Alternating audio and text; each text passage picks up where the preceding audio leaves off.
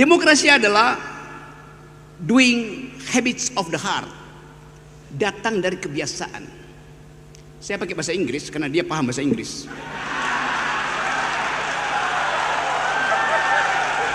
Kasih kritik tapi sopan, artinya jangan kasih kritik.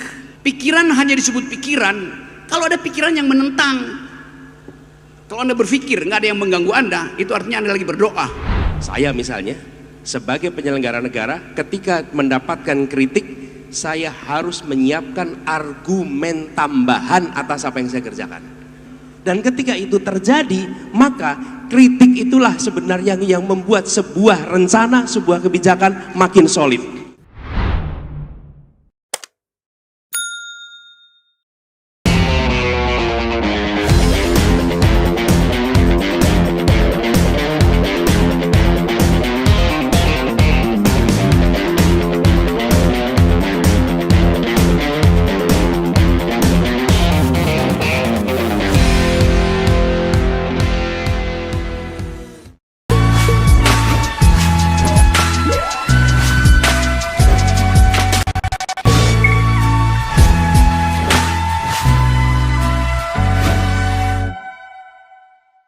Masih semangat semuanya? Ini agak berbeda ya nuansanya dari tadi pagi saya lihat. Iya. Kenapa ya? Bapak, ntar dulu. Sabar. Bapak Presiden, Bapak calon Presiden Republik Indonesia. Ini acara yang sebenarnya sudah mendekati Coldplay. Menunggu mulai dari tadi pagi sampai sore ini. Saya hitungnya 1, 2, 3, 3.000, 7.000, 10.000 orang hadir. Oke, Enggi, karena waktu yang terbatas. Betul. Dan rombongan Mas Anies akan berangkat ke Malang nanti, ada acara yang sama pentingnya, maka kita percepat. Oke, tanpa harus kehilangan substansi.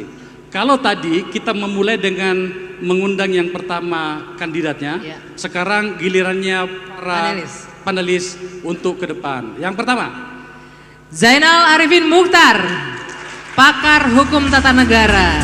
Silakan, Bang Uceng. Ini orang Makassar nih, Pak Anies ini orang Makassar. Pura-pura aja orang Jogja ini. Oke. Profesor Awalil Rizky, silakan. Ini ekonom kita ini ya. Kalau tadi tajam-tajam ini pertanyaan soal ekonominya. Kata Rocky, Pak Profesor Awalil ini adalah ekonom dari pinggir jalan. Agak tajam pikirannya. Bener kan, Rock? Iya, sangat ya. Oke. Selanjutnya, nah seperti biasanya, teman saya berkelahi, Rocky Gerung.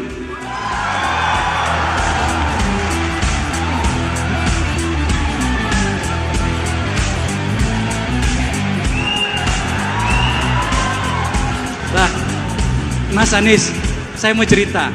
Jangan, ini rahasia antara kita ya, jangan dikatakan kepada siapapun. Tadi, coba lihat. Bro, jangan bikin masalah bro, di sana bro. 2000 berapa mau maju?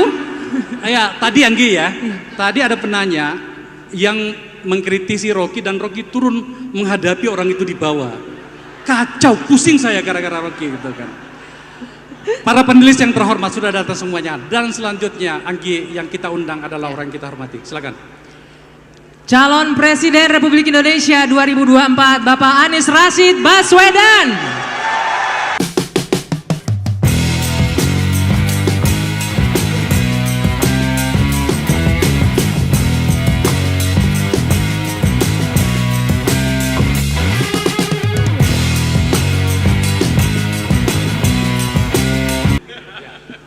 Oke, Mas Anies, ini kalau capres tetap boleh panggil Mas Anies saya ya, tetap boleh ya. Mas Anies, ini kan tema kita reposisi praktek demokrasi dan Pancasila menuju Indonesia berkeadilan. Bang Akbar, kalau bicara demokrasi saya ingat ini postingannya Pak Capres tahun 2020. Apa itu? Berfoto dengan sebuah buku karya Stephen Levitsky dan David Ziblatt. How Democracy Dies. Kali ini kita akan mencoba mendengar gagasan beliau mengenai demokrasi. Kalau di sana kan merefleksikan bagaimana kondisi demokrasi di Amerika Serikat. Apakah ada insight tertentu atau mungkin Mas Anies punya pandangan sendiri soal demokrasi di Indonesia ya. Kita akan dengarkan itu bersama. Mas Anies kita kasih waktu 15 menit untuk paparan. Setelah itu akan ditanggapi oleh masing-masing panelis kita dan kita akan buka pertanyaan ke audiens. Waktunya kita mulai dari sekarang, dipersilakan untuk Mas Anies.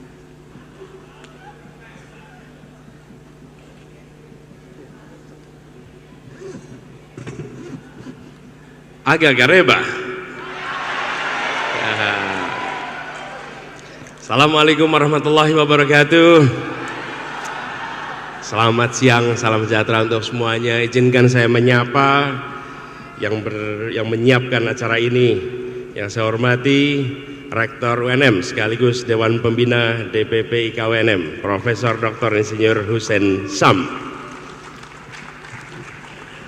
Yang saya hormati Ketua DPP IKUNM, Profesor Dr. Haji Abdul Muhammad Nurdin Halid. Beliau tadi sambutannya sudah melampaui sambutan tadi. Sudah menjadi gagasan perubahan. Kita beri tepuk tangan Pak Nurdin. Juga Pak yang saya hormati para tokoh masyarakat yang hadir bersama di sini, ada Pak Ilham. Saya lihat juga tadi Pak Ibnu Munzir hadir bersama kita di sini. Kemudian para guru besar, para anggota Senat, dan semua tamu-tamu kehormatan yang mohon izin tidak disebutkan satu persatu, selain para panelis kita yang luar biasa datang khusus kembali ke Makassar, ada yang pulang ke Makassar, ada yang khusus datang. Beri tepuk tangan buat para panelis kita. Saya merasa senang sekali, alhamdulillah bisa kembali, dan kalau pulang ke Makassar ini memang unik. Kali ini seperti dibilang tadi, ini pertama kali sesudah berstatus ditetapkan sebagai calon oleh KPU. Dan saya datang mengajak yang asal dari Makassar. Saya ajak promotor juga nih kemudian. Bang Tamsil Lindrung ikut bersama kita di sini. Kemudian Ustadz Zaitun Rasmin, dan saya baru tahu ternyata Pak Said Didu itu promotornya rektor. Sekarang dia menjadi promotor di Capres sekarang, ikut cara Capres. Bapak Ibu sekalian, terima kasih atas kesempatan untuk berbagi ide, berbagi gagasan. Mungkin kita akan banyak bertukar pikiran, tapi izinkan kami menyampaikan beberapa pokok pikiran utama saja yang mungkin nanti akan jadi bahan percakapan lebih jauh. Perjalanan bangsa kita ke depan adalah sebuah rangkaian peristiwa demi peristiwa. Dan peristiwa ini kemudian membentuk apa yang sekarang kita miliki. Izinkan saya memulai dengan menyampaikan bahwa Indonesia adalah sebuah gagasan. Dan gagasan itu muncul di pertengahan abad 19. Yang kemudian pada tahun 1928 dia memanifestasi menjadi sebuah satu yang pertama, yaitu satu bangsa. Kita menjadi satu bangsa. Dan ini ditandai dengan menyepakati satu bahasa persatuan, bahasa Indonesia. Adanya satu bahasa persatuan itu membuat kita dimanapun tak perlu penterjemah. Dalam situasi konflik antar kelompok pun, antar suku, antar etnis pun, ketika melakukan negosiasi tak perlu penterjemah. Di DPR tidak perlu penterjemah. Keputusan pemerintah tidak perlu penterjemah. Ini tidak boleh dianggap enteng. Sekarang antar suku, etnis, suku bangsa berjumpa tanpa penterjemah. Hari ini dianggap normal, tapi ketika 1928 itu sesuatu yang baru. Bahkan di Jakarta di tahun 30-an itu ada kursus-kursus bahasa Indonesia. Seperti Sultan Takdir dan generasinya itu mengadakan kursus bahasa Indonesia. Orang dari mana-mana. Menjadi Indonesia ditandai dengan bisa bicara bahasa Indonesia. Ini adalah satu yang pertama, menjadi satu bangsa. 17 tahun kemudian kita mendapatkan satu yang kedua, satu negara. Resmi menjadi sebuah negara setelah kita merdeka. Tapi ini kita lewati dengan pancaroba, termasuk pada masa itu kita menjadi federasi. Yang kemudian pada tahun 50 Bung Karno menyebut sebagai proklamasi yang kedua, 17 Agustus 1950. Kenapa? Karena kemudian kita tetapkan sebagai negara kesatuan lewat mosi integral Natsir pada waktu itu, bulan April tahun 50. Dan kemudian kita menjadi satu negara kesatuan. Jadi kalau hari ini ada yang bilang NKRI harga mati, itu titik nolnya tahun 50 nih. Nah, tahun 57 ada fase baru. Kenapa? Kita sudah satu negara, tapi baru satu tanah, belum satu air. Laut Jawa adalah wilayah internasional, laut internasional. Laut Arafura, laut internasional. Selat Sulawesi itu kawasan internasional. Seluruh wilayah di dalam kita masih wilayah internasional, bukan air Indonesia. Tanah Indonesia sudah, tapi air Indonesia belum. Lalu ada deklarasi Juanda tahun 57 yang menyatakan kita menjadi satu wawasan Nusantara, tapi prosesnya panjang. Baru 25 tahun kemudian diakui oleh UNCLOS, perjuangan Muchtar Kusuma-Atmaja dan kawan-kawan, sehingga kita menjadi satu tanah air. Nah, ini menjadi satu tanah air ini posisi kita sekarang. Tetapi hari ini kita masih ada satu lagi yang belum tercapai. Kita sudah satu bangsa, satu negara, satu teritori, satu kesatuan, tapi belum satu kemakmuran. Ketimpangan masih menjadi gambaran hari ini. Ketimpangan antar wilayah, ketimpangan antar teritori, ketimpangan antara kota desa, ketimpangan-ketimpangan itu PR yang harus diselesaikan. Dan bila ketimpangan ini dibiarkan, maka ketimpangan ini akan menjadi faktor yang menyulitkan kita menjaga suasana bersatu di Republik ini. Suasana bersatu itu dipengaruhi sangat oleh faktor ketimpangan. Bapak Ibu sekalian mungkin ingat peristiwa balkanisasi tahun 90-an. Yugoslavia menjadi 8 negara. Kita melihat konflik etnik, konflik antar suku, antar etnik itu di ujung. Tapi selama beberapa dekade terjadi disparitas yang luar biasa antara Serbia, Makedonia, Bosnia, Herzegovina. Itu semua ketimpangannya luar biasa. Tapi didiamkan. Di ujung pemantiknya adalah konflik etnik. Itu sama seperti mengeringkan hutan. Mengeringkan hutan tinggal menunggu satu orang meninggalkan puntung rokok, hutannya terbakar. Tapi bila hutan itu basah, puntung rokok pun tak akan bisa membakar hutan itu. Karena itulah PR kita sekarang adalah bagaimana kita menjaga keutuhan ini dengan mengubah orientasinya. Bila orientasi kemarin itu pada pertumbuhan yang luar biasa, maka kami melihat ke depan kita harus mengedepankan justru faktor keadilan di dalam pembangunan ini. Keadilan antar wilayah, antar tempat. Saya ingin tunjukkan gapnya. Kalau boleh dipasang slide 8 aja langsung. Di sini akan terlihat bagaimana ketimpangan itu terjadi. Tentang ketimpangan. Sumber daya manusia, indeks ESDM-nya, antara Jawa dengan luar Jawa itu gapnya 10 tahun. Jawa dibandingkan Sulawesi, Kalimantan, angka indeks pembangunan manusia di Jawa tahun 2013 itu angkanya 69. Tahun 2022 di Sulawesi, Kalimantan, Maluku, Papua tahun 22 69. Bukan selisih angkanya saja, tapi tahunnya, gapnya 10 tahun. Ini PR yang harus kita selesaikan sama-sama. Nah, bagaimana dengan demokrasi kita? Ini PR juga tersendiri. Coba kembali ke slide yang paling atas. Di dalam konteks ini kita sudah kembali lagi, naik lagi. Sesudah kita menjalani proses menuju satu Indonesia menjadi visi kami, sekarang kita lihat, kita sudah 25 tahun Indonesia menjalani reformasi.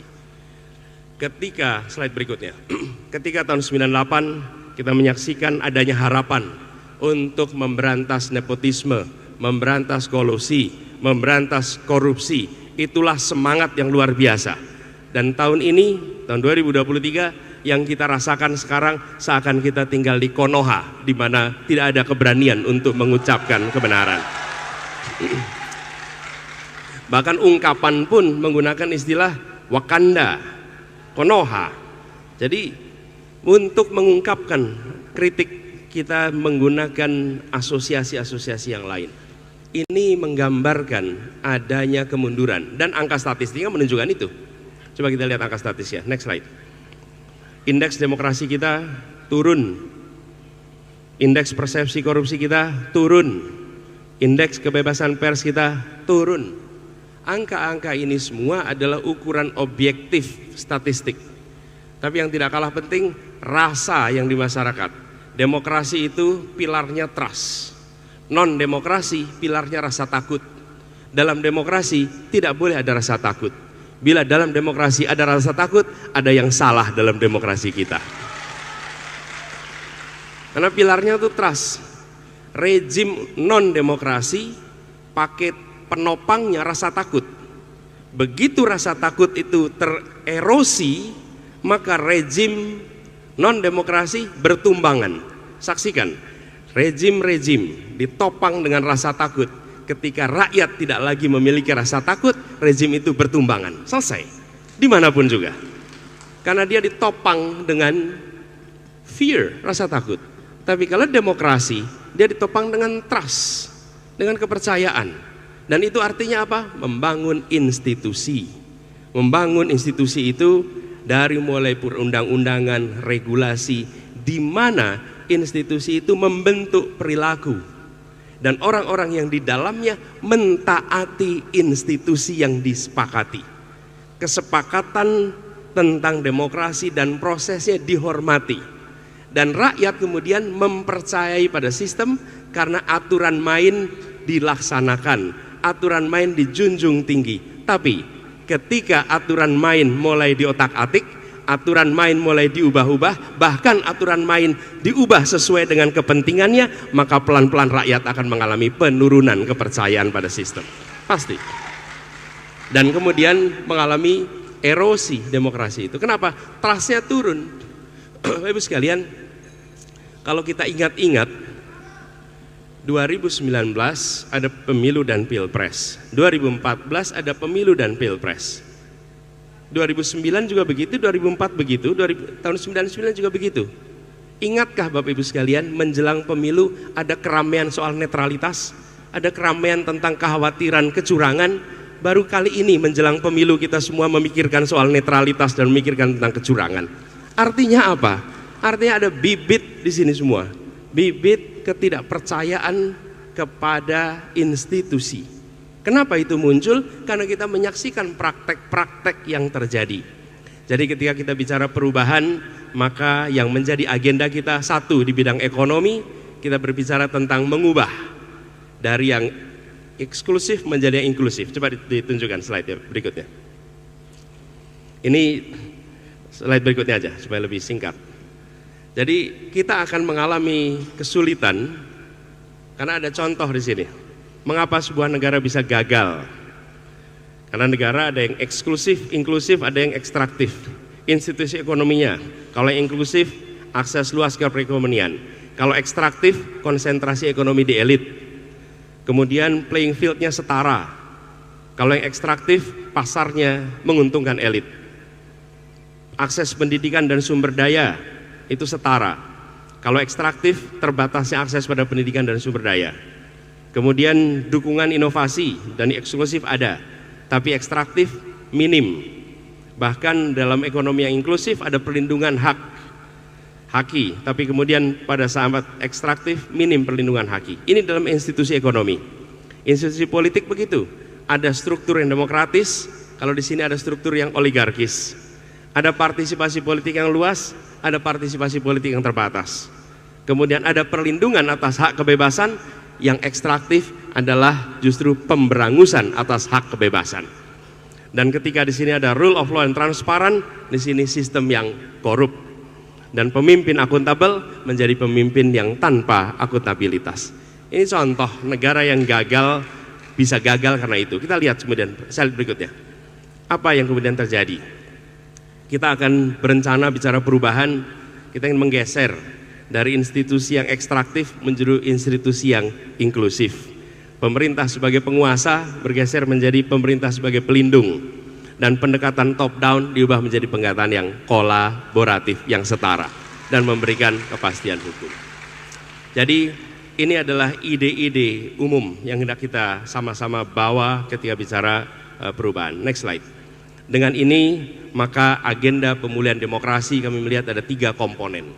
Pertama adalah mewujudkan hukum yang adil, transparan, dan mengayomi.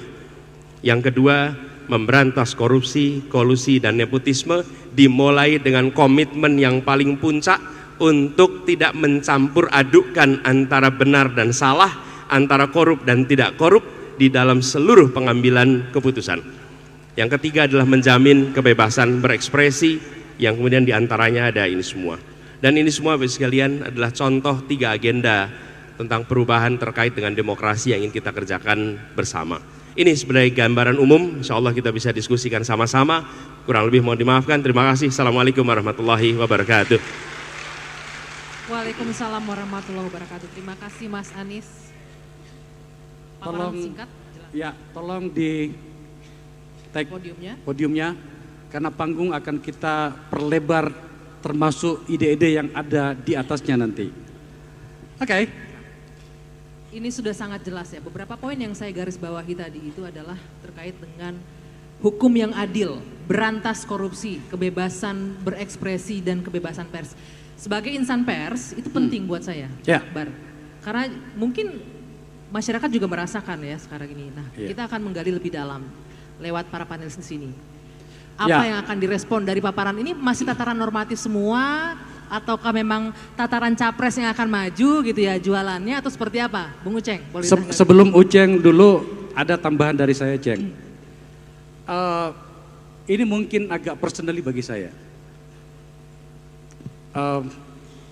Jauh sebelum hari ini, Mas Anies itu telah menghadapi situasi yang baru disadari orang akhir ini semakin mengeras.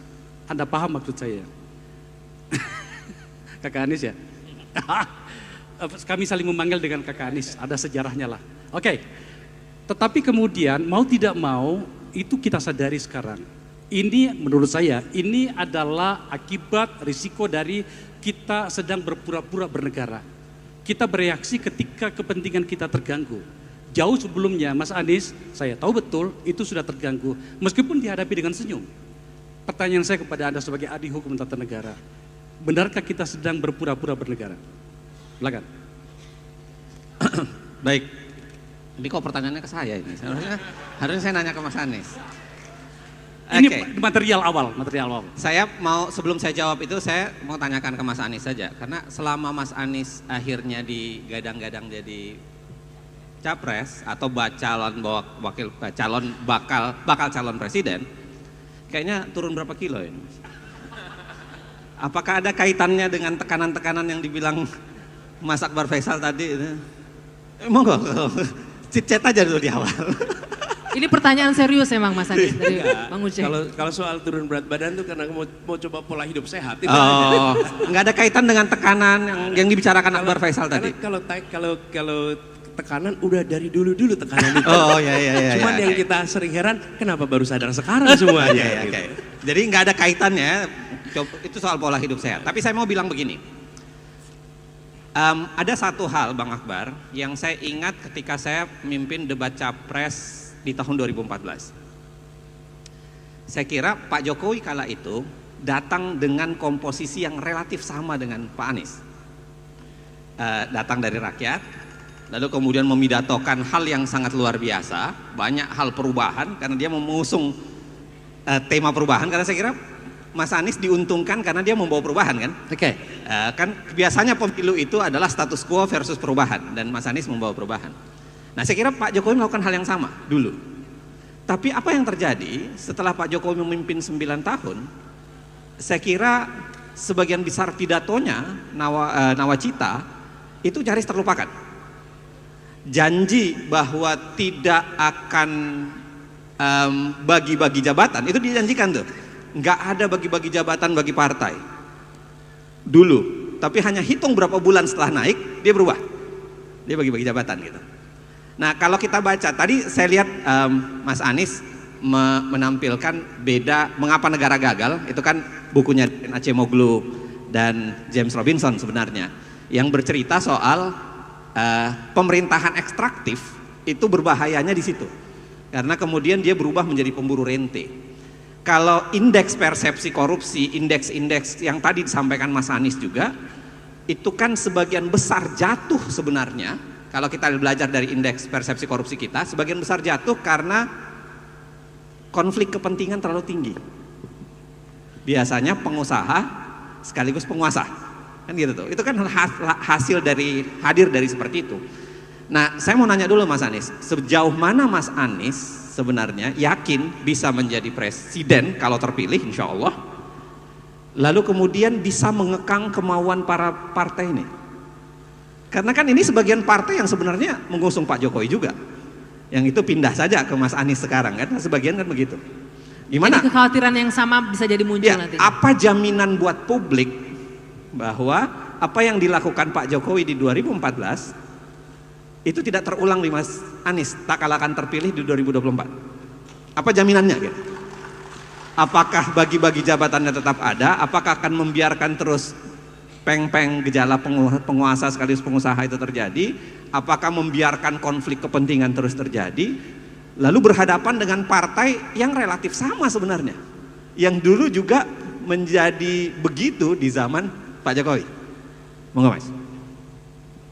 Begini. Pertama, ketika mencoba memprediksi apa yang akan dikerjakan besok, maka prediktor terbaik adalah perilaku yang dikerjakan kemarin. Karena kalau bicara besok, siapa saja bisa mengarang kalimat yang paling menyenangkan kuping pendengarnya. Bisa. Dan ketika itu dikerjakan, kita akan tepuk tangan, cocok saya jawaban ini, cocok jawabannya. Tapi terlaksana apa tidak, tergantung rekam jejak. Rekam jejaklah yang membuktikan apakah bisa diikuti atau tidak. Nah, jadi saya ingin tunjukkan bahwa ketika kami bertugas di Jakarta, ada 23 janji. Oke. Kami eksplisit, ini janji, dan disebutnya bukan program, janji. Lalu janji itu boleh diassess, dilaksanakan apa tidak. Jadi boleh dilihat, alhamdulillah 23 janji itu terlaksana di Jakarta dengan tuntas. Padahal di situ ada tantangan pandemi dan lain-lain. Jadi bahkan ketika kami menandatangani kontrak-kontrak politik di Jakarta, salah satu pertanyaan paling sering ditanyakan warga Jakarta pada masa kampanye itu, Pak, ini kami tanda tangan kontrak politik, nanti Bapak 2 tahun tahu-tahu pergi dari Jakarta. Karena mereka punya pengalaman, tanda tangan kontrak, lalu yang tanda tangan tidak ada. Oke? Nah, malah yang kami kerjakan adalah kami menuntaskan semua kontrak politik yang ditandatangani sebelum kami untuk memastikan rakyat percaya kepada negara. Itu yang kami kerjakan. Jadi bukan hanya kontrak politik kami, tapi kontrak politik yang sebelumnya itu kami tanda tangani ulang dan kami laksanakan. Termasuk yang paling fenomenal adalah kampung di Pelumpang ini, Tanah Merah yang kemudian kemarin ada kebakaran. Itu adalah salah satu. Jadi gini Mas Uceng, jadi kami melihat bahwa ke depan apa yang kami janjikan kami taker. Kami tidak mau menjanjikan yang kami tidak bisa lakukan. Kami akan menjanjikan yang kami bisa lakukan. Nah, ada satu hal dalam konteks ini, Uceng, bahwa salah satu masalah utama adalah kita tidak secara tegas mengkomunikasikan apa yang harus menjadi visi kita bersama, apa yang harus dikerjakan oleh semua partai bersama. Semua percakapan-percakapan ini yang terjadi adalah praktek negosiasi antar partai, tapi tidak ada visi bersama yang jelas. Jadi kalau ditanya visinya apa, nggak bisa jawab visinya apa. Nah, kami melihat kita menurut hemat kami harus punya kesepakatan bila negara membiarkan praktek seperti ini, bukan hanya bagi-bagi jabatannya. Bagi-bagi jabatan itu di dalam politik ada pembagian porsinya sesuai dengan kekuatan politiknya, itu normal. Tapi sama sekali tidak ada KPI apa yang harus dicapai dari setiap penugasan yang diberikan. Tidak ada. Jadi kalau seseorang ditugaskan jadi Menteri Kumham, tanya apa tugas yang Anda harus capai, apa yang harus Anda tunda. Tidak ada. Tanyakan Menteri Pertanian, apa? Tidak ada. Lepas. Jadi ketika pembagian itu terjadi, itu juga yang terjadi politik, waktu Menteri dengan jadi Menteri Pendidikan di awal. Jadi kita, nah ini menurut kami harus dikoreksi, harus ada, dan bahkan nasional sampai daerah. Kalau ada bupati, wali kota peduli tentang kesehatan ibu, ini Pak Ilham boleh cerita nanti. Kenapa? Karena wali kotanya peduli, bukan karena ada guideline dari pusat tentang kesehatan ibu, tentang perlindungan pada ibu. Nggak ada. Jadi Kang Uceng, yang menjadi problem menurut kami, tidak ada kejelasan arah yang benar pegangan semua. Lalu yang kedua, ada satu aspek yang ini reformnya nggak akan sederhana, yaitu pembiayaan politik. Karena pembiayaan partai politik, pembiayaan kampanye yang selama ini terjadi tidak pernah dikerjakan secara institusional. Kita sudah melakukan reform elektoral, kita reform hubungan pusat daerah, kita melakukan reform terkait dengan antar lembaga-lembaga tinggi negara. Tetapi reform soal pembiayaan politik ini belum. Dan ini yang kemudian menjadi salah satu hulu persoalan mengapa terjadi praktek korupsi dan mengapa terjadi transaksi yang membuat kekuasaan tidak dijalankan untuk tujuan kepentingan publik tapi kepentingan mikro lainnya. Nah, kami ingin memasukkan itu menjadi bagian dari reform yang dikerjakan. Pada spesifik Mas, bicara soal konflik kepentingan. Tadi kan Mas Anies menyinggung soal mengapa negara gagal dan negara ekstraktif. Itu kan karena negaranya sering berubah menjadi pemburu rente. Secara spesifik, untuk menghilangkan para penguasa dan pengusaha yang dijamak pada 1% itu, Mas Anies akan ngapain? Maksudnya gimana? Jadi kan sekarang seringkali pengusaha itu sekaligus penguasa. Oh ya. Dan itu kan yang membuat kebijakan publik seringkali tidak menguntungkan publik, tapi menguntungkan dunia usahanya. Itu yang disebut oleh Cemoglu yang tadi Mas Anies sebut sebagai pemerintahan pemburu rente. Nah, untuk nanganin yang itu kan butuh effort yang tidak sederhana sebenarnya. Mas Anies? Saya melihat begini, perencanaan pembangunan, perencanaan tentang orientasi pembangunan ke depan itu harus mengedepankan teknokrasi. Itu nomor satu. Jadi kedepankan teknokrasi. Dalam pelaksanaannya pasar akan terlibat, tapi jangan dibalik. Jangan dibalik di mana pasar yang memiliki usulan pembangunan, lalu teknokrasi mencari pembenarannya untuk dilaksanakan. Ini yang sering terjadi. Oke? Bagaimana kemudian ketika kita menyaksikan ada pelaku usaha sekaligus juga menjadi pengambil kebijakan, maka di situ harus ada keterbukaan yang total tentang proses pengambilan keputusan. Proses pengambilan keputusan yang transparan adalah pengawal siapapun pengelolanya. Bila ada transparansi atas pengambilan keputusan, maka kita akan bisa mengawal. Bila tidak ada transparansi, maka mudah sekali menyembunyikan konflik kepentingan. Nah, keterbukaan proses ini, saya beri contoh, PSN misalnya. PSN ini prosesnya harus transparan dalam arti yang sesungguhnya, di mana publik bisa melihat ada debat, ruang debat untuk publik, ruang keterlibatan publik, sampai sesuatu ditetapkan sebagai sebuah program PSN. Ini contoh, apabila tidak ada transparansi, mau pengusaha atau tidak, di situ rentan untuk terjadinya konflik kepentingan. Gitu Pak Uceng. Oke, Mas Anies begini, kalau kita lihat perjalanan negara Indonesia sampai sekarang, tadi Mas Anies menggambarkan mulai dari tahun 28 sampai kemudian harapannya 2045.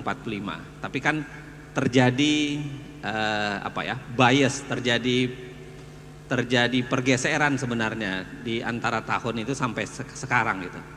Kira-kira Mas Anies membayangkan dalam berapa tahun kemudian itu bisa dibawa ke jalur kembali untuk menuju ke 2045? Karena Mas Anies harus ingat, Mas Anies kan kalaupun menang itu hanya bisa 5 tahun. Bagaimana bisa menjaminkan mencapai 2045 kalau antara 2024 sampai 2029 lalu 2029 terputus? Apa tawaran kesinambungan yang mau dibawa sehingga Indonesia bisa 2045, termasuk soal demokrasi dan penegakan hukum? Allah yang tahu tentang masa depan. Tapi satu hal yang pasti, kalau kami terpilih maka perubahan itu akan dimulai dikerjakan. Dimulai dikerjakan. Iya. Kalau tidak, ya monggo aja, mau diterusin yang sekarang, boleh aja diterusin. Tapi kalau mau perubahan, insya Allah kita mulai perubahannya. Ya. Mudah-mudahan kalau Kakak Uceng ikut terlibat lebih cepat lagi prosesnya. Terakhir Mas, terakhir. Satu pertanyaan terakhir. santai saja, pertanyaan chit-chat aja. Saya pengen tahu Mas, Mas Anies menilai Pak Jokowi, Pak Prabowo, Pak Ganjar itu poinnya berapa sih sebenarnya sebagai seorang pemimpin? Ya, sebagai seorang pemimpin nih. Jadi seorang pemimpin, Pak Ganjar pernah di Jawa Tengah tentu saja. Pak Prabowo pernah di Kemenhan, masih sampai Kemenhan sampai sekarang, dan Pak Jokowi masih presiden. Sebagai seorang pemimpin yang itu juga ada garis tadi yang melenceng itu, kira-kira mau menempatkan 3 orang ini poin berapa sih sebenarnya? Kalau misalnya skala 1 sampai 10. Ini pertanyaan untuk dijawab oleh Kak Uceng sendiri, bukan oleh saya. Pertanyaan cicet apa jebakan apalagi ini kalau Mas? pakai angka, teman-teman sekalian, menurut hemat kami, saya tidak akan jawab pertanyaan itu. Saya tidak akan jawab pertanyaan itu. Tapi saya ingin sampaikan, menurut hemat kami, arah yang harus kita lakukan betul-betul mengembalikan rasa dan marwah kenegaraan yang ada di Republik ini. Itu yang harus kita kerjakan hari ini. Oke, gini loh, sejujurnya tuh saya agak bingung pertanyaannya Uceng sebenarnya. Mungkin karena dia sudah capek mengomentari soal Mahkamah Konstitusi, maka dia lari ke area itu tadinya gitu. Tapi Bang Akbar, ada satu nih Mas Anies yang saya ingin mengerucutkan sedikit pertanyaannya Bang Uceng tadi soal Mas Anies ini mengusung perubahan, tapi masih ada parpol di sana yang dikhawatirkan masih akan melakukan hal yang sama. Mungkin bisa nggak berikan jaminan itu ketika Mas Anies dihadapkan harus memilih calon wakil presiden, tapi mau nggak mau kan tetap harus mengikuti partai politik pada akhirnya.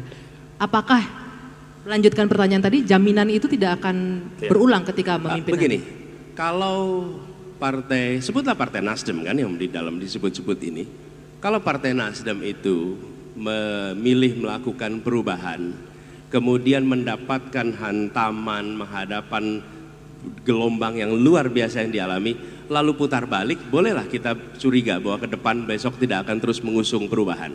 Tapi kalau dia terus konsisten menjalani itu semua dengan segala macam risikonya, okay, maka boleh dong kita memprediksi bahwa ke depan dia akan berjalan konsisten dengan role itu.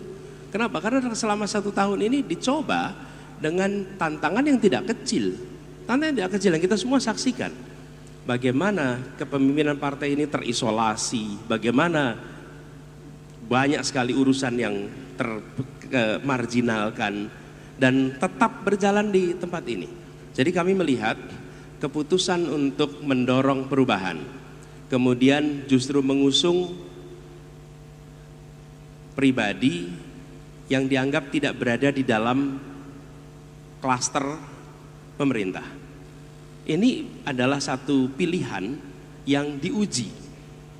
Kalau pilihan itu dibuatnya kemarin, minggu lalu, bolehlah kita mempertanyakan besok bagaimana. Tapi keputusan ini sudah dibuat 14 bulan yang lalu. Dan selama 14 bulan didera dengan berbagai ujian dan dilewati dan lempeng istiqomah. Insya Allah ke depan, insya Allah akan membawa ide perubahan itu.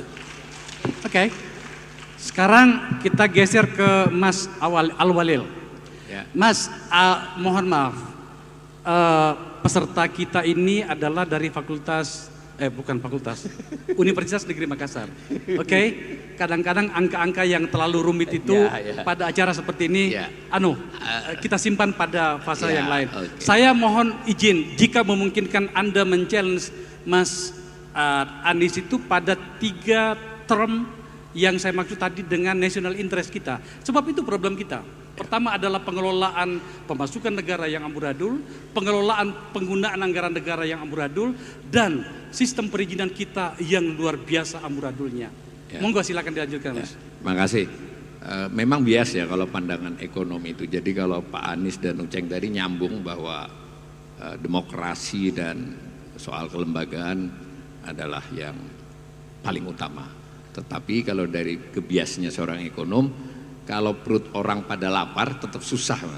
Jadi kira-kira bagaimanapun ada batas di mana kesejahteraan rakyat itu harus diangkat. Memang berdebat apakah demokrasi seiring dengan kemajuan ekonomi. Nah, tadi terkesan juga di visi misi bahwa Pak Anies menekankan sekali keadilan ekonomi sebagai bagian keadilan sosial dan mengkritik, dan saya kira benar kritiknya bahwa yang sekarang itu meninggikan pertumbuhan ekonomi. Tapi data saya, meskipun nggak boleh ditayang oleh beliau yang data, itu pertumbuhan ekonomi era Presiden Jokowi sampai 2024 jika target 2024 adalah 4,25%, Mas, 10 tahun. Kalau diputus hanya sebelum pandemi hanya 5,03. Era SBY 5,67, era Soeharto 6,73. Maksudnya sudah dinyatakan memprioritaskan pertumbuhan ekonomi, gagal. Nah Pak Anies perlu kita tantang ini dalam konteks pertumbuhan ekonomi. Jelas tadi kritiknya adalah kurang berkualitas. Nah, bagaimana caranya pertumbuhan ekonomi yang berkualitas? Nah, yang kedua ini biar ditayang sedikit lah. Ini cuma data kok, nggak dibacain. Ada misi tentang yang depan aja. Ini menarik menurut saya, luar biasa, dinyatakan tentang kemandirian pangan, kemudian ketahanan energi dan kedaulatan air. Sebagai informasi, kemandirian pangan itu kasta kedua setelah kecukupan, kemandirian dan kedaulatan. Nah, problemnya produksi kita, seluruh komoditas pangan kita ditambah dengan daging dan sebagainya, boleh tayang sedikit itu mengalami penurunan, Mas. Jadi ini kemungkinan besar salah paradigma, bukan soal produksi yang turun saja. Bagaimana paradigma terhadap pembangunan pangan, tanaman pangan maupun daging, itu di next saja kelihatan data-datanya. Termasuk daging, kecuali daging ayam. Nah, ini kaitannya dengan pertumbuhan ekonomi tadi. Jadi pertanyaan saya bahwa tidak cukup hanya soal merata dan adil, tapi yang dibagi juga harus bertambah banyak. Nah, itu kira-kira. Silakan Mas Anies. Ya, makasih Mas Awalil. Jadi benar, kami sepakat Mas Awalil. Membagikan kue dengan adil itu penting, tapi membesarkan kuenya itu juga tidak kalah penting. Yang menjadi problem adalah selama ini konsentrasinya membesarkan kue, bukan membagi yang adil. Jadi fokusnya selama ini adalah membesarkan kuenya. Dan kemudian tadi Mas Awalil mengatakan sudah membesarkan pun ternyata tidak setinggi yang sebelumnya. Padahal konsentrasinya pada membesarkan kue. Nah, memotong kue dengan adil, itulah yang menjadi prioritas kami. Pertumbuhan ekonomi yang tinggi dan berkualitas. Kata berkualitas ini menggambarkan adanya pemerataan. Pertumbuhan ekonomi yang tanpa pemerataan, maka dia menjadi pertumbuhan ekonomi yang tak berkualitas. Tapi pertumbuhan ekonomi dengan pemerataan, maka dia menjadi pertumbuhan ekonomi yang berkualitas. Nah, pemerataan ini bagaimana? Kami melihat pertama dengan mendorong investasi di sektor-sektor yang penyerapan tenaga kerjanya besar. Saat ini investasi kita itu mengalami lonjakan. Data kita dari tahun 2013, investasi kita itu sebesar 399 triliun. Di 2022 meningkat menjadi 1.200 triliun. Lompat, itu tinggi sekali. Tetapi di sisi lain, tren penyerapan tenaga kerja kita tuh turun. Di tahun 2013 itu 4.500, di tahun 2022 1.000. Bayangkan, kalau boleh ditayangkan slide-nya nanti bisa dilihat. Ini artinya apa? Artinya investasi yang kita dorong justru di sektor-sektor yang tidak menyerap tenaga kerja. Jadi, saya beri contoh, sektor pertambangan, investasinya luar biasa besar. Efeknya pada pertumbuhan ekonomi sangat besar. Tapi tenaga kerja yang terserap 1%. Bandingkan bila investasinya di bidang pertanian, maka penyerapan tenaga kerjanya 44% bila itu dilakukan di pertanian. Jadi geser investasi itu. Ini Bapak sekalian lihat, garis yang biru dan garis yang merah. Garis yang merah adalah penyerapan tenaga kerja yang turun, garis yang biru adalah investasi yang meningkat. Dari 2013 sampai 2022. Investasinya naik, sehingga pertumbuhan ekonominya tinggi. Apalagi sektornya pertambangan, besar, tapi tenaga kerjanya nggak ada. Udah gitu tambangnya diisi tenaga kerja asing, makin rumit pula kita. Jadi pemerataan ini satu dengan peningkatan tenaga kerja, satu. Yang kedua, distribusi pusat-pusat pertumbuhan ekonomi. Pertumbuhan ekonomi jangan berpusat di lokasi yang sudah ada. Yang kita ingin lakukan yang kedua ini reindustrialisasi di daerah-daerah yang hari ini belum terjadi industrialisasi. Karena itu tempat misalnya seperti Sulawesi, di sini harus sudah mulai hilirisasi atas semua komoditas yang di sini. Ada coklat di sini, tapi pabrik coklatnya di mana? Betul tidak? Kita harus lakukan industrialisasi di Sulawesi sehingga komoditas-komoditas yang dihasilkan di sini kemudian diproduksi dan memiliki nilai tambah, menyerap tenaga kerja dan menghasilkan redistribusi pusat-pusat pertumbuhan. Yang kedua.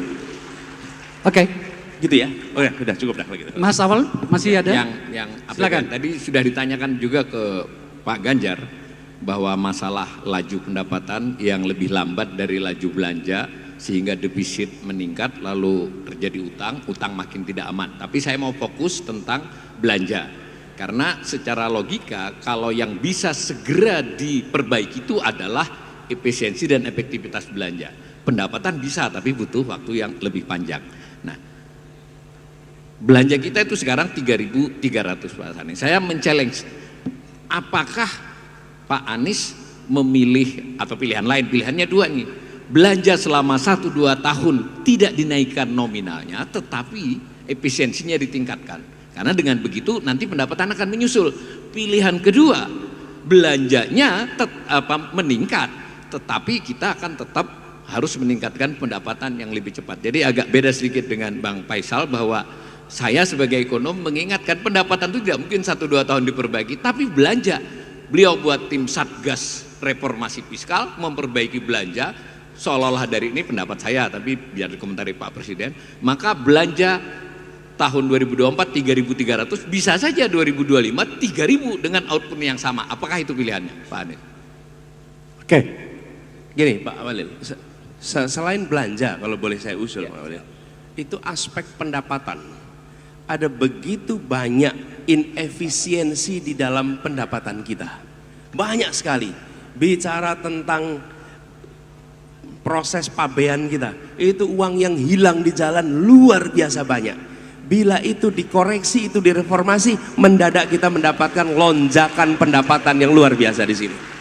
Nah, kebanyakan juga pemberantasan korupsi fokusnya pada belanja, bukan fokusnya kepada pendapatan. Yang hilang dalam pendapatan itu tidak terlihat. Kalau yang hilang dalam anggaran terlihat, kan tercatat di anggaran.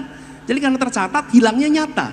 Tapi kalau pendapatan itu hilangnya luar biasa dan kita tidak catat itu semua. Ini reformasi serius yang ingin kita lakukan. Justru di aspek pendapatan. Dengan begitu kita akan memiliki ruang fiskal yang lebih besar. Begitu ruang fiskal kita yang lebih besar, maka kita bisa kerjakan dua-duanya, menaikkan belanja dan meningkatkan efisiensi. Bisa jadi dua-duanya tuh. Tambahan informasi. Jadi dari pajak yang kita terima itu Pak Anies, ada yang disebut dengan belanja pajak. Jadi sebenarnya itu pengeluaran yang diberikan misalnya tax holiday dan sebagainya. Itu 350 triliun. Mungkin itu juga oleh Pak Presiden bisa diperbaiki. Belanjanya enggak 350. Benar, setuju. Ya. Selanjutnya kita ke Roke. tuh, Mas Anies tadi dari awal emang begini, giliran Bung Rocky ini tadi agak kencang di awal. Kita lihat sekencang apa Bung Rocky sore hari ini ya. Kita lihat. Silakan.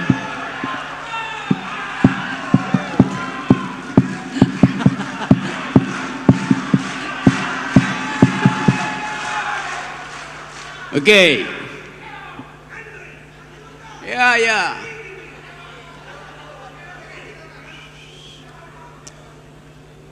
Apa soalnya? Enggak. Simpel kok, simpel. Para pemirsa dan para hadirin, simpel kok. Yang kita minta dari Rocky hari ini. Sekeras apa dia bertanya kali ini? Oke. Memang kalau saya bertanya sekeras apapun, nggak bisa dijawab oleh Anies. Saya tahu cara berpikirnya. Bagaimana cara berpikirnya? Dan saya tahu isi hatinya tuh. Saya mulai dari situ ya. Demokrasi adalah soal cara berpikir. Ada definisi standar demokrasi adalah pemerintahan dari, oleh, dan untuk rakyat. Nah, itu omong kosong. Demokrasi adalah the government of reason through the government by the people. Pemerintahan akal melalui pemerintahan orang. Demokrasi adalah doing habits of the heart, datang dari kebiasaan. Saya pakai bahasa Inggris karena dia paham bahasa Inggris.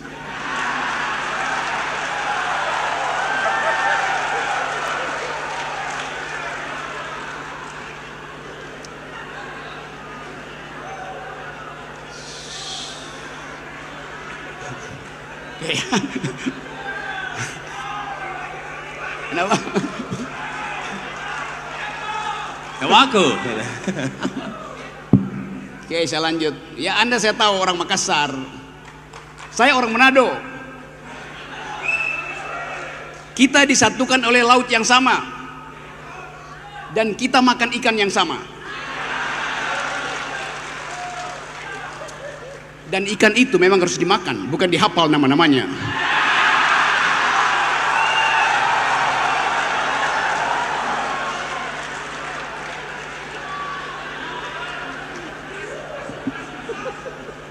Dan bagian paling enak dari ikan adalah kepalanya. Karena kepala ikan lebih bergizi dari kepala negara.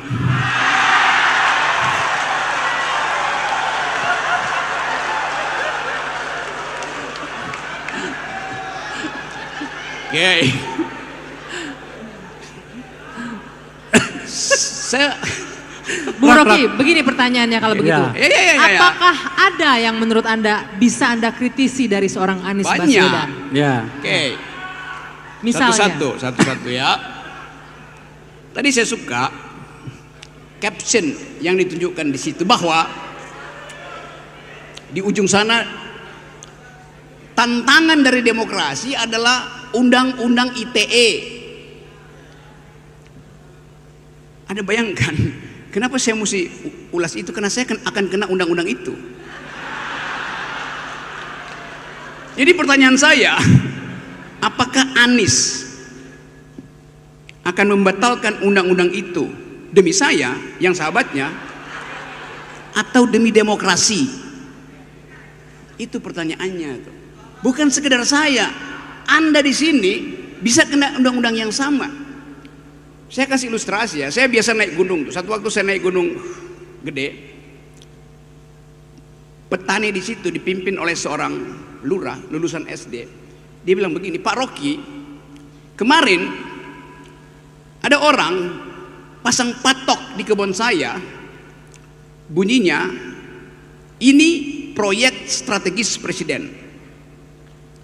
Maka mulai diinsinuasikan, kalian mesti pindah dari situ. Padahal itu mata pencarian mereka. Nanam singkong, nanam kol, nanam wortel. Jadi begitu disebut undang-undang ITE, panik rakyat itu. Disebut industri strategis presiden. Lalu dia bertanya ke saya, Pak Rocky, kalau saya foto orang yang lagi nanam patok itu, saya kena undang-undang ITE apa enggak? Anda bayangkan. Republic of Fear. Ini republik penuh kecemasan. Undang-undang ITE bisa menghantui petani di Cimacan, di Cibodas. Itu pentingnya kita bicara soal itu. Jadi demokrasi itu adalah jaminan primer tentang kebebasan untuk berpikir. Itu aja. Kebebasan berpikir menghasilkan kebebasan berpendapat. Nggak mungkin ada pikiran tidak diucapkan dengan pendapat. Nah, poin saya adalah kita sekarang dibikin dungu karena nggak mampu mengucapkan pendapat, karena akan dihadang dengan kalau Rocky Gerung berpendapat mesti sopan dan santun. Saya akan sopan dan santun pada ulama. Saya sopan dan santun pada orang tua. Saya nggak mungkin sopan dan santun pada pejabat.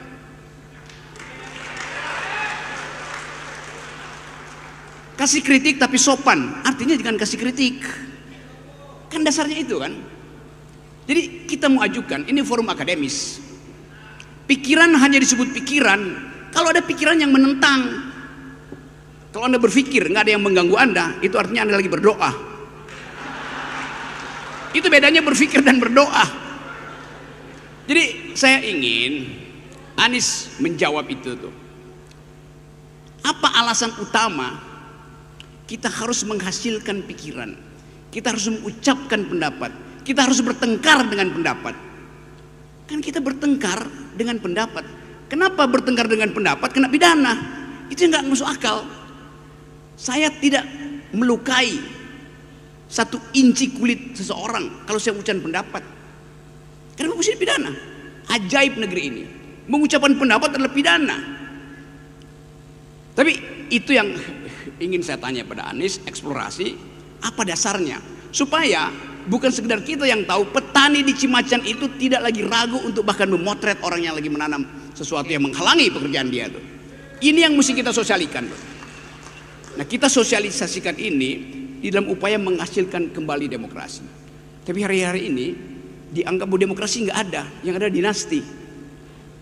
Padahal sebetulnya juga dinasti nggak ada. Karena dinasti itu darahnya biru, yang sekarang darahnya kotor. Siap. Segitu aja. Bung Rocky, segitu aja untuk Pak Anies. Tajamnya cuma segitu. Jaminan bahwa undang-undang ITE tidak akan lagi mengkhawatirkan. Gini ya. Saya mengucapkan itu dengan cara saksama dalam tempo sesingkat-singkatnya. Supaya saya bisa provokasi mereka untuk bertanya pada Anies. Pertanyaan ini sebetulnya jauh lebih dalam daripada soal ITE. Oke? Kalau tadi tangkap apa yang Bung Rocky tadi sampaikan, dia tidak bertanya tentang ITE itu Anda akan hapus apa tidak. Kan kalau itu gampang jawabnya, ya itu akan direvisi, ya itu akan dikoreksi. Itu sudah dikatakan berkali-kali. Tapi Bung Rocky nggak tanya itu. Dia tanya mengapa itu harus direvisi. Apa dasar pikirannya kenapa itu harus direvisi? Betul ya Bung Rocky? Dia tanya lebih dalam daripada itu. Sekarang begini, kenapa ini penting? Yang saya jelaskan. Kenapa kritik itu harus dibuka? Kenapa kebebasan berpendapat itu harus dihidupkan? Ketika negara mengambil sebuah langkah, maka dia melakukannya atas nama rakyat, atas mandat yang diterima. Rakyat memberikan mandat itu pada negara, lalu negara melakukan langkah. Pada saat negara melakukan langkah itu, maka negara punya sebuah pandangan ini.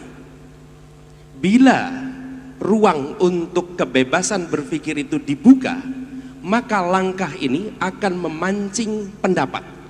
Pendapat kategorinya pro dan kategorinya kontra. Yang kontra kita sebut sebagai kritik. Apa yang terjadi ketika kritik itu dibuka ruangnya?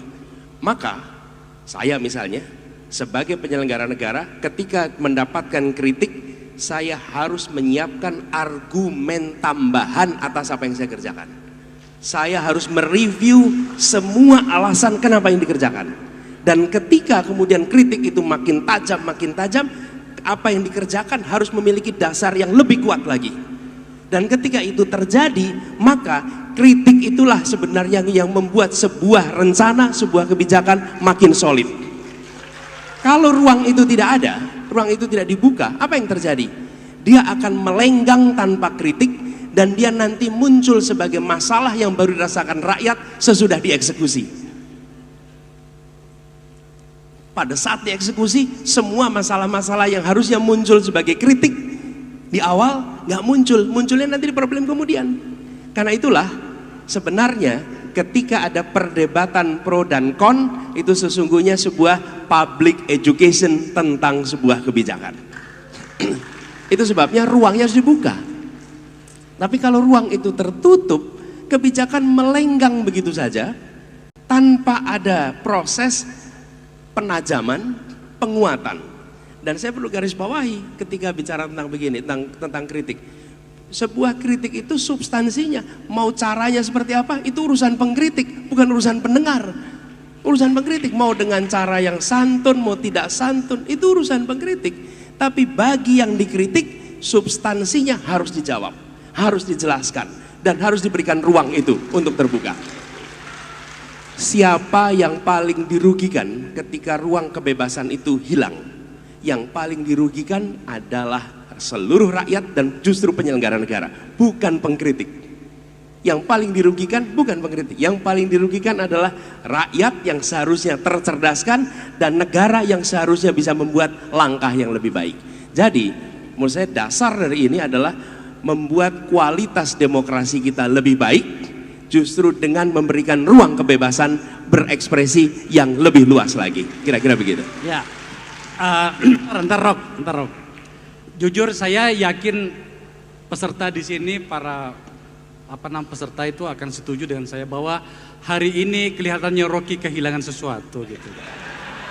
Ya, Mas Anies, tadi itu pada episode pertama, sesi pertama, ini maksudnya manas-manasin. ya, Jangan terprovokasi nanti. Jadi yang pertama tadi itu semua angka-angka dari pembicara pertama itu dihajar sama Rocky. Sekarang dia bicara tentang ATA. Ya memang agak susah sih karena dia sudah tersangka sekarang kayaknya. Nah oke, Rock, aku pengen sesuatu yang lebih khas darimu, bro. Yang apa? Lebih khas darimu, seperti yang Rocky kita kenal. Lebih khas itu. Ya. Oke. Oke. Saya akan bicara yang lebih khas. Ada lawyer nggak buat dampingi Akbar Faisal? Kalau dia diseret itu. Oke.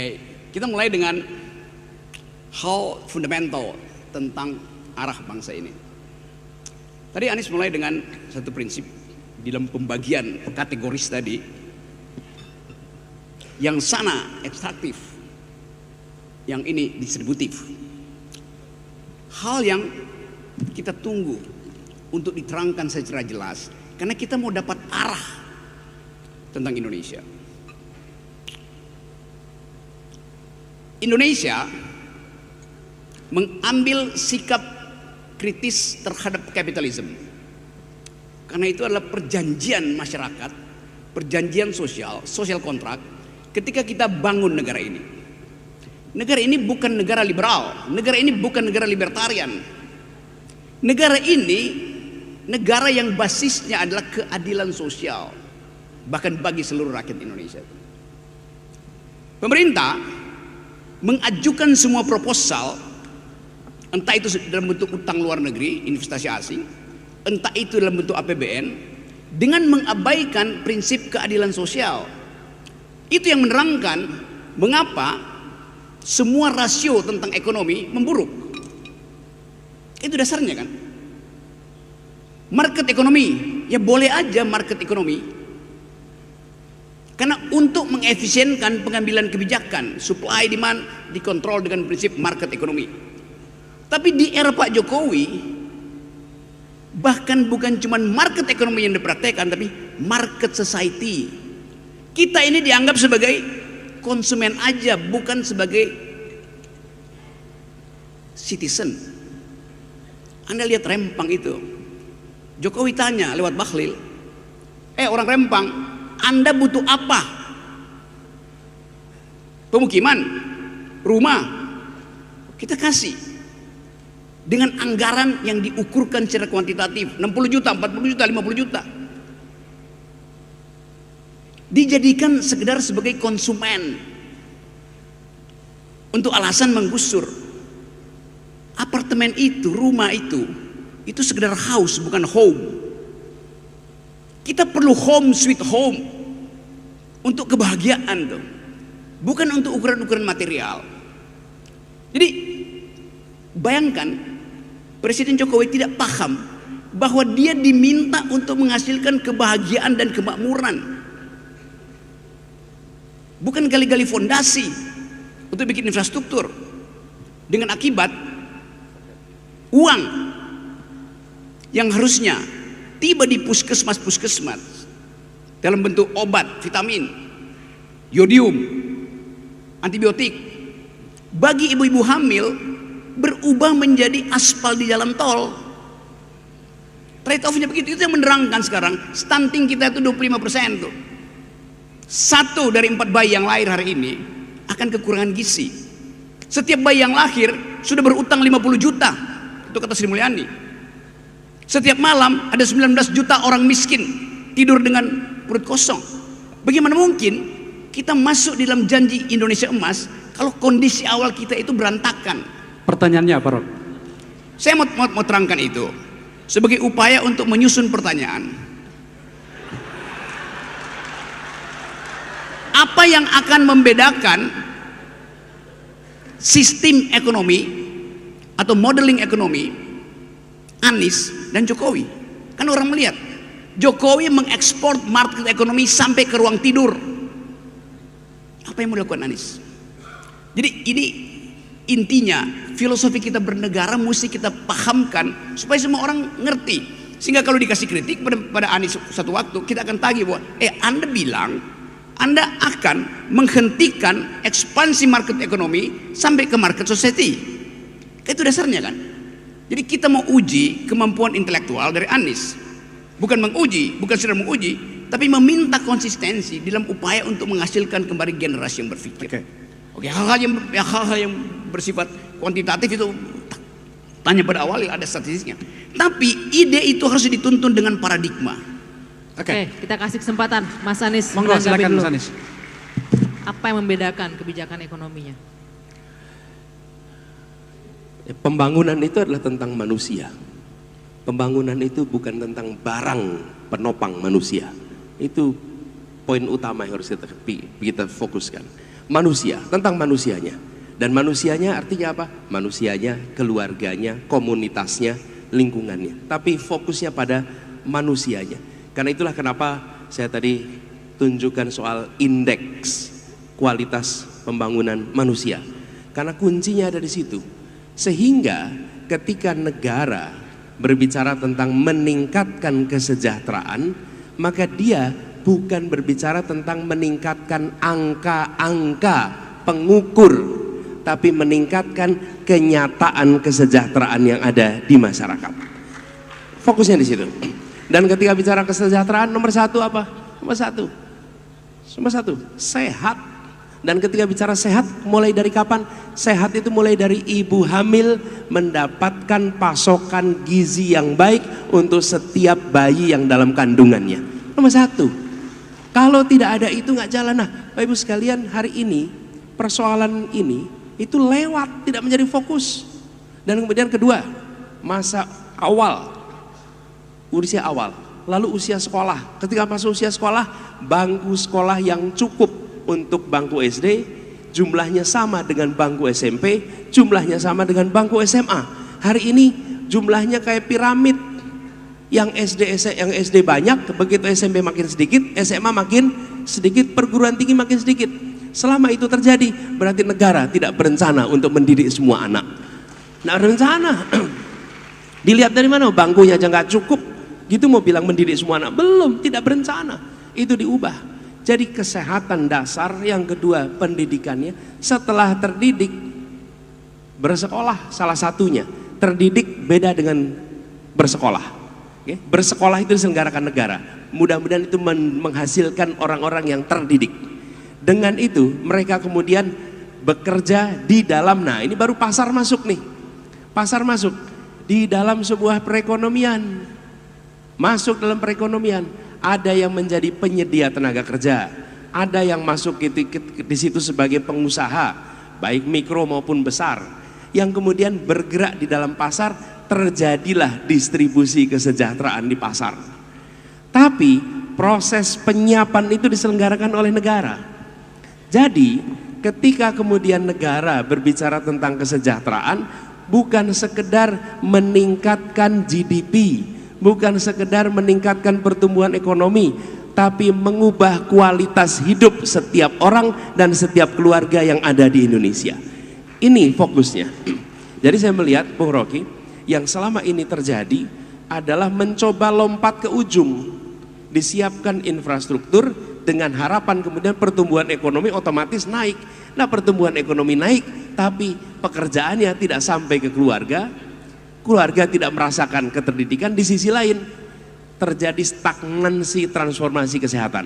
Bagaimana kita masuk anggota G20 tapi stunting kita masih tinggi. Bagaimana kita masuk anggota G20 tapi angka kematian ibu melahirkan masih tinggi. Indikator-indikator sosial kita tidak menunjukkan kita berada di negara yang top 20. indikator ekonominya top 20, tapi indikator sosialnya tidak. Dan bila ditugasin sebagai presiden, maka presidennya tidak hanya bawa ilmu ekonomi, tapi bawa ilmu antropologi, bawa ilmu sosiologi, bawa ilmu sosiatri, bawa ilmu urban, bawa ilmu-ilmu itu semua dihormati, diberikan ruang di dalam pengambilan keputusan. Jadi ketika kemudian kita mau melakukan langkah, itu berbagai ilmu pengetahuan dimanfaatkan. Tapi kalau kepemimpinan nasional tidak menghormati ilmu pengetahuan, maka selera yang akan mendominasi di dalam pengambilan keputusan. Oke. Hormati ilmu pengetahuan, manfaatkan ilmu pengetahuan di dalam formulasi kebijakan. Dan ketika itu terjadi, maka aspek-aspek yang non-market menjadi tercover. Tapi kalau tidak, maka kita memandang seakan-akan ini hanya persoalan ekonomi. Dan ini kaitannya juga dengan hubungan internasional. Indonesia selama bertahun-tahun memandang posisinya dengan dunia itu transaksional. Kami berurusan dengan dunia, untung ruginya apa? Untung ruginya apa? Tidak, harus diubah. Kita ini adalah warga dunia dan Indonesia punya tanggung jawab di dunia. Karena itu hadir di pertemuan PBB itu apa namanya? UN General Assembly. Kalau tanya pada efeknya investasi memang tidak ada, tapi kita hadir di sana sebagai warga dunia yang menyampaikan agenda-agenda untuk dunia. Tapi kalau kita berpikirnya transaksional, itu tidak penting, karena ini tidak ada kaitannya dengan kegiatan perekonomian. Nah, Indonesia sudah harus berubah. Kita tidak lagi memandang posisinya di dunia semata-mata dalam transaksi ekonomi, tapi sebagai tanggung jawab kemanusiaan atas semua urusan yang ada di dunia. Jadi konsekuensinya itu luas ketika kita menggunakan berbagai bidang di dalam urusan pembangunan, gitu ya. Oke. Jawaban yang cukup untuk Rocky saya rasa, Mas, aku nggak tahu jenengan itu sedang beruntung atau kami yang sedang nelongso. Tadi Rocky itu memberikan pekerjaan rumah loh ke Mas Ganjar. Jadi tadi kan ingat kan tadi kasih pekerjaan rumah malah catatan tadi. Ya betul, itu pekerjaan rumah buat calon presiden itu. Bukan buat yang bakal mantan presiden, gak ada gunanya kan. Kan di kita itu ada bekas presiden, Pak SBY misalnya, dia bekas presiden. Anies calon presiden. Ada yang presiden bekas. Masih presiden tapi udah bekas itu. Oke, Rock. Beda ini tuh. Ya, oke. Bang Akbar, sedikit sebelum kita lanjut ke floor, ke audiens, saya cuma mau bertanya satu untuk Mas Anies. Mas Anies, tadi Anda sempat menyinggung soal mengkritik itu kita harus membuka diri untuk kritik ya. Terserah si pengkritiknya mau sopan penyampaiannya, mau tidak sopan. Pertanyaan saya sederhana. Menurut Mas Anies, Rocky Gerung, seorang Rocky Gerung itu mengkritiknya sopan atau tidak sopan? Karena ini akan jadi parameter. Nanti kalau misalnya Mas Anies terpilih, dia akan menjadi orang yang sangat memberikan kebebasan berpendapat. Sopan atau nggak sopan? Dia mengkritik dengan menggunakan kewarasan dan akal sehat. Itu aja. Oke, berarti kalau Mas Anies jadi presiden, Bung Rocky masih bebas untuk mengkritik. Ya, pasti cukup. itu. Iya. Oke, kita lanjutkan ke floor. Yang bahaya kalau Anies diterus-teruskan, nanti dia kena delik juga nih. Kan dia terlalu nakal untuk mengkritik itu. Jadi uraian Anies Baswedan saya kasih nilai A-. A untuk pengetahuan, minus untuk kelakuan. Oke, kita mendekati akhir dari acara kita. Karena waktu Mas Anies harus segera terbang ke kota yang lain, maka kami akan mengambil dua pembicara, laki dan perempuan. Ya. Biar adil, kanan dan kiri saja langsung bagi Bang. Ini ada anggota DPR tampaknya sudah angkat tangan dari tadi. Anggota DPR anak muda silakan. Yang di depan, kursinya ini. Penanya berikutnya perempuan ya. Penanya berikutnya perempuan. Laki dan perempuan, silakan. Ya, saya langsung saja. Assalamualaikum warahmatullahi wabarakatuh. Saya langsung saja Pak Anies, perkenalkan nama saya Andi Nurhaldin, kebetulan menjadi Wakil Ketua DPRD Kota Makassar dan perwakilan pemuda di Kota Makassar. Dan sekarang melanjutkan studi di program Pascasarjana UNM. Jadi datang bukan sebagai anggota Dewan tapi sebagai warga UNM. Yang saya mau bicarakan soal pemuda, Pak Anies, ini yang dari tadi Andi memang Nur belum pernah Hadi. dibahas Andi tentang Nur. masalah pemuda dari masalah tadi pagi. Sebentar catatannya. Singkat ya, Mas. Iya, singkat saja. Yang ini saya tanyakan, bagaimana gagasan Bapak Anies yang konkret dalam rangka menyiapkan SDM pemuda sebagai masa depan Indonesia yang unggul, tidak hanya soal skill dan knowledge, tetapi juga secara moral dan etika.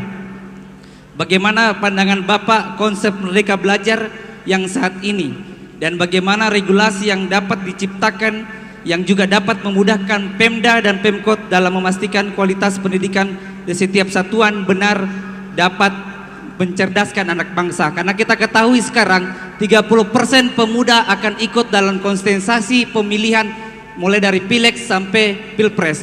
Jadi pemuda itu adalah bagaimana caranya pemuda di Indonesia pada khususnya pada umumnya di Makassar itu adalah sebagai berperan, bukan lagi sebagai baperan atau tidak sebagai boneka yang selalu muncul di depan panggung kalau untuk memperjuangkan para ya mungkin ante-antenya, tapi kita mau sebagai orang yang dipandang juga sebagai pemuda yang khususnya di Kota Makassar. Makasih Pak Anies. Terima kasih. Kita keep dulu ya. Satu pertanyaan lagi dari perempuan, silakan. Boleh. Ya. Mbak yang jilbab baju hijau dan jilbab hijau berkacamata, silakan. Namanya dan dari mana, Mbak? Terima kasih, nama saya Ima Fatimah. Saya hadir di ruangan ini untuk mewakili DPC IKA Maros. Saya boleh bercerita sedikit Pak, bahwa IKA UNM Maros itu kebanyakan adalah dari guru. Yang saya mau tanyakan adalah tentang kesejahteraan guru. Kita sama-sama tahu ASN itu ada PNS, ada P3K. Yang saya mau tanyakan tentang P3K. Konon ceritanya ini diangkat untuk menolong bagi mereka yang sudah lebih umur dan tidak bisa lagi daftar PNS. Itu salah satunya. Nah, ada juga alasan lain karena untuk memenuhi kuota kebutuhan sekolah. Tapi sebenarnya diangkat setelah lulus passing grade. Kesejahteraan untuk ASN P3K itu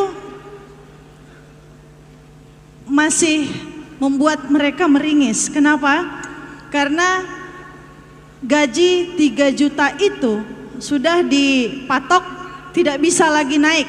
Misalnya kalau dia lulus di golongan 9 misalnya yang dari sarjana, maka sampai pensiun dia gajinya sampai tetap seperti itu. Tidak ada jenjang. Pertanyaannya. Saya mau tanya bagaimana menurut pandangan Pak Anies ketika Bapak insya Allah terpilih menjadi presiden, apakah ini bisa menjadi perhatian kebijakan yang berpihak pada guru yang SNP 3K juga? Karena banyak itu Pak, banyak. Baik. Sudah cukup, boleh ditanggapi Mas Anies. Mas Anies.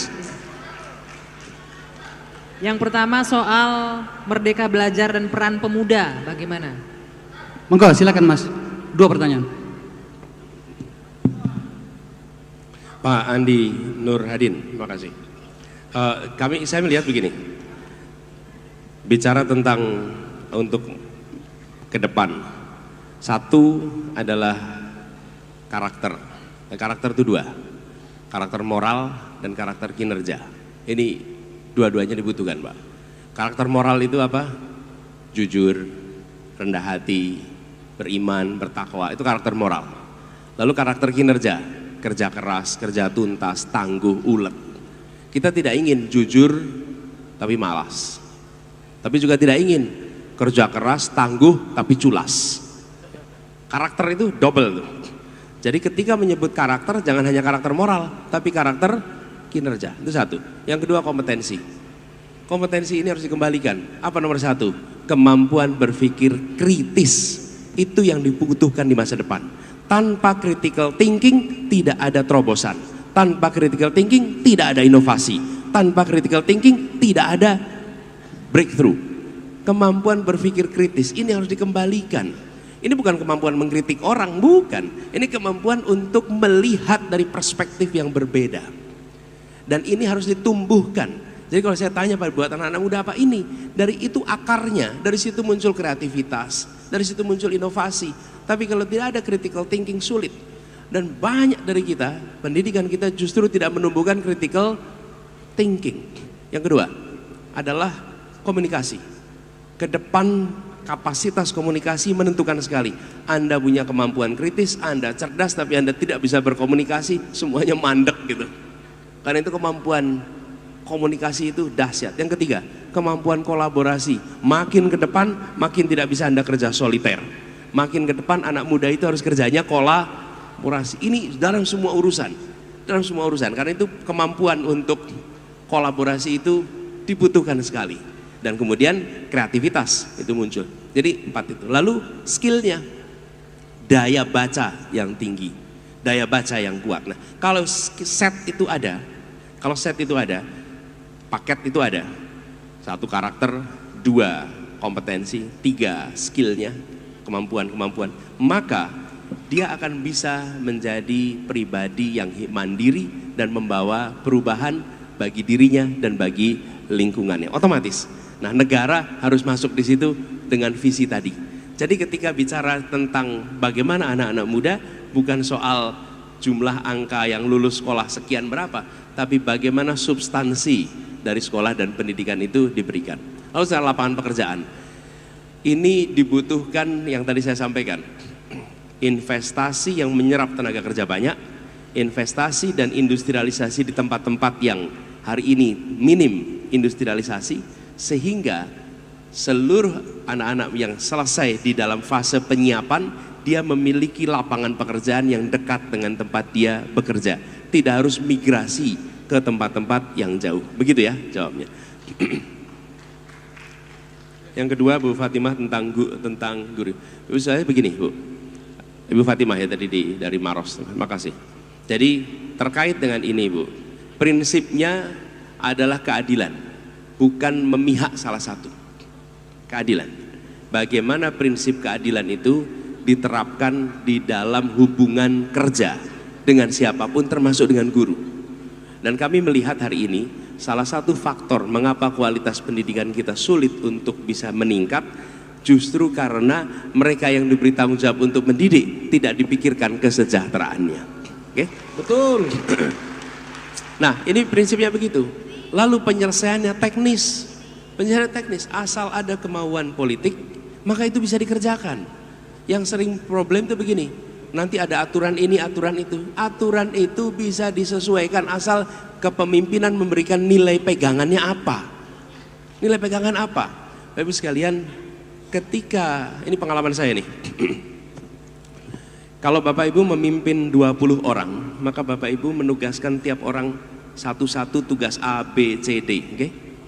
Kalau Bapak memimpin 200 orang, okay, maka Bapak Ibu membentuk struktur organisasi, membentuk SOP, membentuk target. Itu kalau mimpin 200 orang. Okay? Kalau mimpin 200.000 orang atau mimpin 200 juta orang, maka memimpinnya itu pakai nilai, pakai value. Nilai itu yang kemudian dipegang oleh para pemimpin 200 orang, dipegang oleh para pemimpin 20 orang.